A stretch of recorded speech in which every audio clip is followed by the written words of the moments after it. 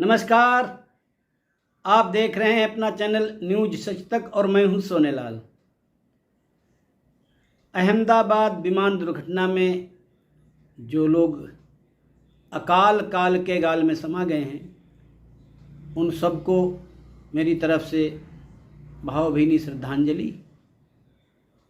इतनी बड़ी दुर्घटना जो पूरे विश्व में चर्चा का विषय बनी हुई है और देश ही नहीं विदेशी कई नागरिक इसमें मारे गए हैं, उन सभी के प्रति हमारी संवेदनाएं और एक कुदरत का करिश्मा ही कहा जाएगा कि एक विश्वास नाम के व्यक्ति की जो है इस इतनी बड़ी त्रासदी में जान बची है।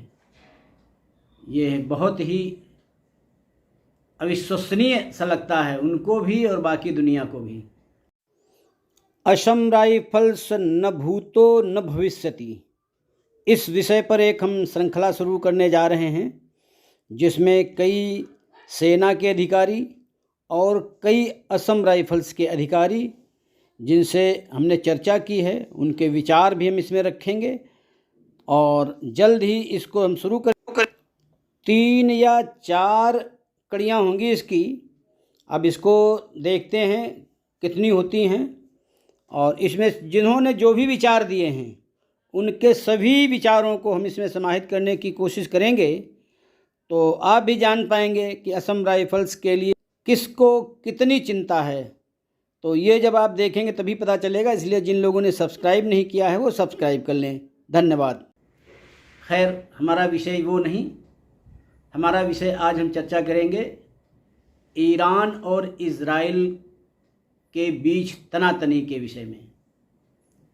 और ये तनातनी छोटी नहीं, आज इज़राइल ने ईरान के ऊपर इतना बड़ा हमला किया है कि उसके कई जो बताते हैं परमाणु ठिकाने थे वो नष्ट हुए हैं, कई फौजी इलाके नष्ट हुए हैं, उनमें उनके सेना प्रमुख भी मारे गए हैं ऐसा दावा किया जा रहा है।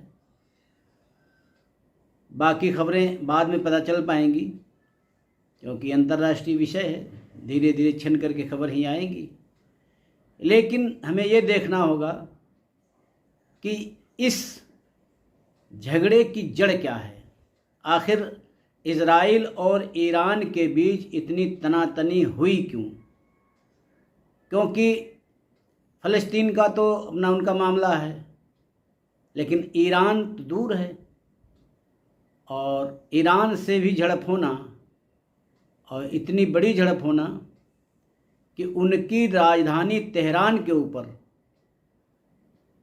इज़राइल ने हमला किया और भारी नुकसान पहुंचाया।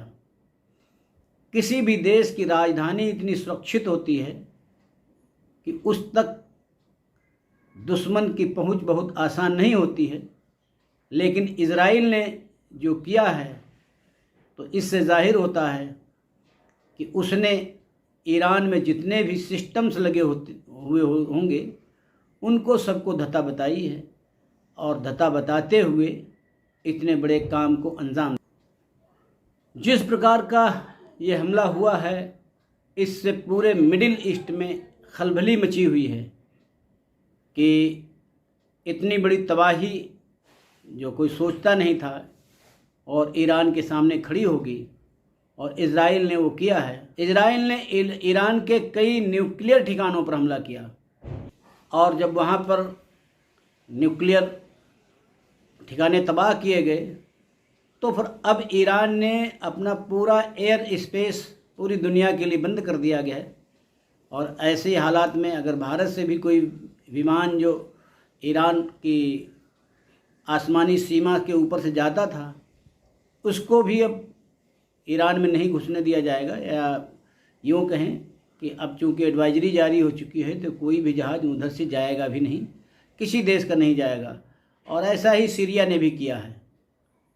खबर ऐसी है कि उसमें कई जो परमाणु वैज्ञानिक हैं उनकी भी मौत हुई है, क्योंकि परमाणु ठिकानों पर जो हमला किया गया आज सुबह हमला किया गया तो जाहिर सी बात है कि जो परमाणु ठिकाने होंगे तो वहाँ उनके वैज्ञानिक भी होंगे, तो उन ठिकानों पर उनके वैज्ञानिक भी मारे गए हैं, ऐसी खबर। इस बीच इजरायली प्रधानमंत्री बेंजामिन नेतन्याहू ने भी कहा है कि हमारे हमले जो है सफल हुए हैं और हमने जहाँ जहाँ चाहा वहाँ वहाँ हमला किया है, और ये ईरान को सबक सिखाने जैसा है, क्योंकि कुछ दिनों पहले ईरान ने भी इजराइल के कई ठिकानों पर हमले किए थे और ऐसा माना जा रहा था कि इजराइल इसका बदला ज़रूर लेगा। उधर ईरान के जो सर्वोच्च नेता हैं अयतुल्ला खुमैनी, उन्होंने कहा है कि जो कृत्य इजराइल ने किया है उसकी सज़ा उसे अवश्य दी जाएगी। अब कब दी जाएगी ये हम लोग तय करेंगे और इसको जो बख्शा नहीं जाएगा। इजरायली सैन्य अधिकारी और इजरायली सैन्य सूत्रों के अनुसार ईरान के दर्जनों ठिकानों पर हमला किया गया है। इसमें परमाणु कार्यक्रम, लंबी दूरी की मिसाइलें और जो उसके ड्रोन के कार्यक्रम जहाँ से चलते थे, ऐसे जगहों को निशाना बनाया गया है। और जो इजराइल ने दावा किया नतांज न्यूक्लियर साइट जो है उस पर जो हमला हमने किया वो सफल हुआ है, उसकी पुष्टि भी हो गई है। तो इसका मतलब इजराइल ने जो दावा किया है वो बिल्कुल सही दावा है और उसके हमले जो है बिल्कुल सटीक जगह पर हुए। जो लोग इस हमले में मारे गए हैं वो एक तो है सरदार सलामी, सरदार रशीद, डॉक्टर फेरदून अब्बासी, डॉक्टर तेहरानजी, ये वैज्ञानिक हैं परमाणु के, और ये जो सरदार सलामी हैं IRGC के प्रमुख हैं। इस बीच भारत ने ईरान में जो रहने वाले अपने नागरिक हैं उनको एडवाइजरी जारी की है कि घरों के बाहर न निकलें और अपना ख्याल रखें, क्योंकि जब युद्ध जैसी स्थितियां होती हैं तो बाहर निकलने पर पता नहीं कहाँ क्या हो जाए। तो इसके लिए आप लोग जहाँ भी हैं अपने को सुरक्षित रखें और जो भारतीय दूतावास है उसके संपर्क में हमेशा बने। इस हमले के बाद अमेरिका में भी हलचल है। हालांकि अमेरिका ने इन हमलों से खुद को अलग कर लिया है। उसने कहा कि इन हमलों में हमारा कोई हाथ नहीं है, लेकिन ईरान में जो परमाणु कार्यक्रम का चल रहा है उसको नेस्तनाबूद करने के लिए अमेरिका भी बहुत पहले से कदम उठा रहा है, लेकिन वो ऐसा कर नहीं पाया जिसे इजराइल ने कर दिखाया है। इजराइल ने साफ किया है कि हमारा हमला परमाणु ठिकानों पर इसलिए है क्योंकि हम नहीं चाहते कि ईरान जो है अपना परमाणु कार्यक्रम जारी रख करके और परमाणु हथियार बना सके, और यही इच्छा हमेशा अमेरिका की रही है। हालांकि जो परमाणु संपन्न देश होते हैं वो तो अपने परमाणु बमों को नहीं कुछ करते हैं, उनको नेस्तनाबूद नहीं करते हैं, उनको ख़त्म नहीं करते हैं, लेकिन उनकी मंशा हमेशा ये रहती है कि दूसरा कोई देश परमाणु शक्ति संपन्न देश न बन जाए। ये हमेशा अंतर्राष्ट्रीय स्तर पर हुआ करता है। इजराइल ने कहा है कि वहाँ से कोई परमाणु खतरा न हो जाए, इसलिए हमने हथियार उनके नष्ट किए हैं, और ये एक लंबी उनकी तैयारी का हिस्सा है।